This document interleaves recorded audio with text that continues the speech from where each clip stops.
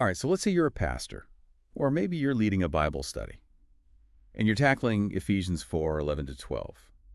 You know, it's a passage that every pastor, every Bible study leader knows. But how do you go deeper? How do you move past those familiar interpretations and really spark some like genuine aha moments with your congregation? That's what we're going to dive into today. Yeah, we've got kind of a treasure trove of insights here, all pulled from sermons. Sermons from pastors who have really wrestled with this passage and also found some really creative ways to bring it to life. I mean, think of it kind of like backstage pass. You get to see behind the curtain of how they prep their sermons, see their favorite illustrations, the themes that they uncovered that were maybe a bit unexpected, and even some of the secular examples that they used to try and help it click with their audiences. So it's almost like we're getting a master class. Yeah. Like in Ephesians 4:11 to 12. But not like from a textbook. It's from real pastors who are out there doing the work. Exactly. Yeah, and what's so interesting is even though, we're looking at one single passage, the approaches are so diverse. Like, it's amazing. Yeah. So, one common theme that we saw was this use of sports analogies. But it wasn't just the generic church is like a team. These pastors got specific, which I think is crucial if you really want to make an analogy resonate. Oh, for sure. Yeah, because just saying teamwork, that doesn't really give you a picture. Yeah. It's kind of vague. Yeah. So how specific did they get? Can you give us an example? Yeah, so one pastor, he talked about the San Francisco 49ers. Another one brought up the Chicago Bulls. Oh, and Michael Jordan even got a shout out. But the brilliance, I think, is not just in name-dropping a famous team, but it's actually connecting that team's success to the specific roles and contributions of each player. So it's less about like rah-rah go team, and it's more about highlighting how every individual, even those who aren't the star players, that they all have a critical role to play. Precisely. Yeah, and I think that's a really powerful message for any congregation because it kind of shifts away from this idea that only certain people are important in the church. It really emphasizes that every single person, their gifts and their contributions, they matter. That makes a lot of sense. So for our listeners out there who are, preparing their own sermons or Bible studies, what would you say is the takeaway here? How can they hit that sweet spot between using a relatable analogy, but also making sure it has like a genuinely insightful message behind it? I think it really comes back to knowing your audience. Right. What are the teams, the sports, the shared experiences that are going to resonate with your community? Maybe it's a local high school team, a college team that everyone follows, or even something completely outside of the realm of sport. It could be anything. The key is to find that common ground and then use it as a way to illustrate how different roles and gifts can come together to contribute to a shared goal. Okay, that's super helpful. It's making me think about congregations in areas where maybe like traditional sports aren't as big of a deal. It seems like they might need to get a little more creative with their analogy. Absolutely. Yeah, it could be, a local theater group, a volunteer organization, even like a popular book club, anything where people are coming together, bringing their own different skills and perspectives to achieve something, something that they couldn't do on their own. And, I think that actually highlights a really important point about Ephesians 4:11 to 12. What's that? Well, it's not just about like a collection of individuals. It's about a unified body, a body that is working towards a common purpose. And that purpose, as we see in the passage, is ultimately about equipping the saints for the work of ministry. It's about building each other up in love. Okay, so we've got the teamwork angle covered. Yeah. What other like interesting approaches do these pastors take? Well, one that stood out to me was a pastor who really dove deep into the original Greek meaning of Ecclesia, the word often translated as church. And this pastor was arguing that the word carries a much richer meaning than just a building or an institution. Okay, I'm intrigued. Tell me more about this deeper meaning. Well, he emphasized that Ecclesia actually refers to a people called out for a purpose. It's a movement, a gathering of those who are actively engaging their community, living out their faith in really tangible ways. It's a much more dynamic and outward-focused understanding of church than we often see, I think. Yeah, that's fascinating. It really challenges us to think about the church, not just as a place we go on Sundays, but as a force for good in the world. Like less about inward activity and way more about outward impact. Exactly. And it raises some really important questions.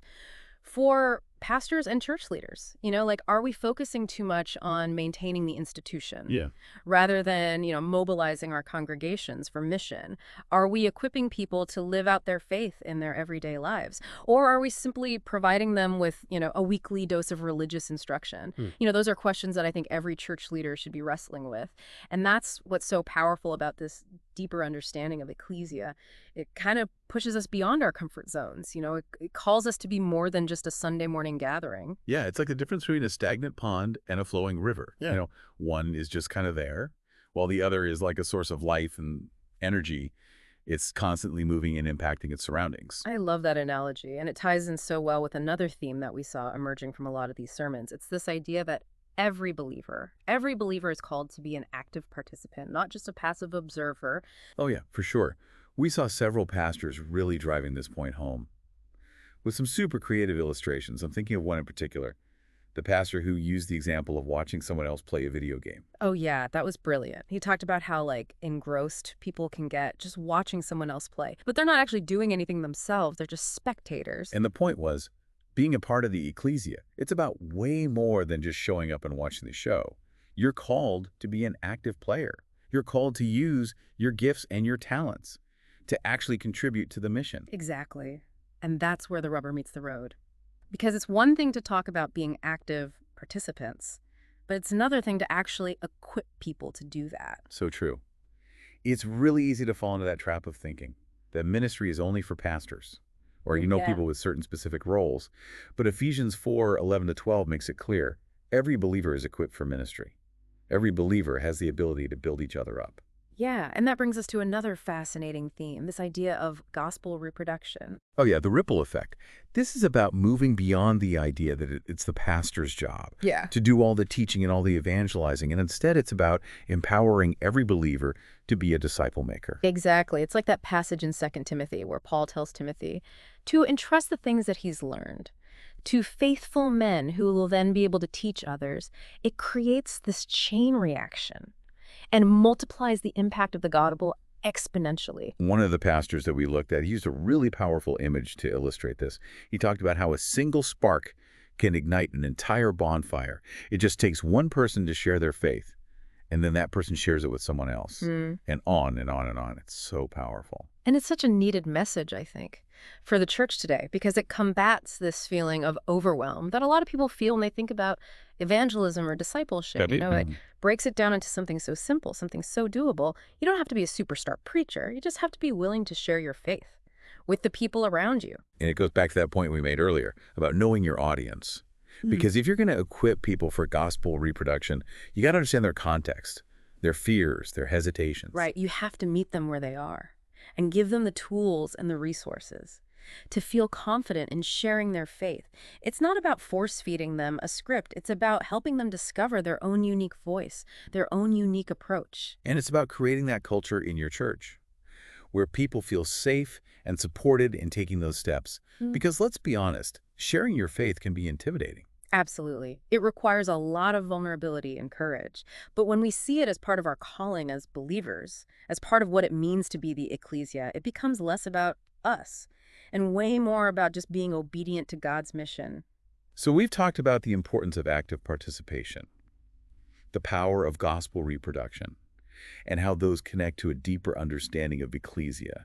What else stood out to you from all these sermons? One thing that really impressed me was how many pastors went beyond those typical body of Christ metaphors and found these really creative ways to illustrate the truths of Ephesians 4:11-12. And they weren't just being clever for the sake of being clever. You could tell that these illustrations were chosen carefully, to make a specific point and to really connect with their audience. Yeah, we saw everything from sports analogies to military training scenarios, even pop culture references. Right. And what's interesting is even when they were using the same basic analogy, like the church is a team, they found ways to keep it fresh and relevant. Like the pastor who used the Chicago Bulls and Michael Jordan. Yes, that was a good one. Instead of focusing on just Jordan's individual brilliance, which is what we usually hear about, right? Yeah. This pastor highlighted how even someone as talented as Jordan couldn't win championships on his own. It took a whole team of players, each with their own unique skills and roles, working together toward a common goal. And that is such a powerful message for anyone who's ever felt like they're not enough or they don't have anything to contribute. It reminds us that in the body of Christ, everyone has a vital role to play, even if they aren't the star player. Absolutely. It takes the pressure off. Like, you don't have to be some kind of spiritual superhero. You can use your own unique gifts, however big or small you might think they are, to contribute to something so much bigger than yourself. Okay, this has been so insightful. I'm already thinking about how I can apply some of these ideas to my own teaching. But before we wrap up, I want to go back to something we mentioned earlier, that whole idea of knowing your audience. Yes, that is absolutely crucial, especially when you're thinking about choosing illustrations Yeah. and crafting your message in a way that is really going to resonate with the people you're speaking to. So for all the pastors and Bible study leaders listening in, what are some practical tips that they can use to make sure that they're really connecting with their audiences in a meaningful way? I think the key is to really understand like the heartbeat of your community. What are their passions? What are their struggles? What are those like cultural references that are going to make them sit up and take notice? Yeah, it's like you really got to be a student of your congregation, paying attention to what makes them tick, and being willing to think outside the box a little bit. Because, sometimes the most effective illustrations, they come from the most unexpected places. Oh, absolutely. It could be a scene from a movie, a current event, even just like a funny anecdote from your own life. Right. It's about bridging that gap Yeah. between the spiritual and the everyday, and showing people that Ephesians 4:11-12, it's not just some ancient text, it's a living, breathing truth. That applies to their lives right now. Yeah, and I think that's where a lot of pastors and teachers get tripped up. They get so focused on like delivering the right interpretation or Cool. hitting all the theological points that they kind of forget about the human element, the need to connect with people on an emotional and experiential level. It's almost like we need to rediscover that childlike wonder. That ability to see the extraordinary in the ordinary. Because when we approach Ephesians 4:11-12 with fresh eyes, Yeah. with a sense of curiosity and excitement, I think that energy becomes contagious. And it invites our congregations to do the same, to rediscover the wonder of God's design for the church. And I think that's a great note to end on. As you're preparing to teach on Ephesians 4:11-12, don't be afraid to get creative. Think outside the box. And just let your own passion for this passage shine through. Because ultimately, it's not about delivering like a perfect sermon or a perfect Bible study. It's about igniting a fire in the hearts of your listeners. It's about empowering them to see themselves as vital members of the body of Christ, each with their own unique role to play in God's story. And who knows, maybe they'll be the ones to come up with that next brilliant illustration that helps someone else grasp the beauty and the power of Ephesians 4:11-12. Because the goal isn't just to understand this passage intellectually, it's to let it transform our hearts, our minds, and our actions.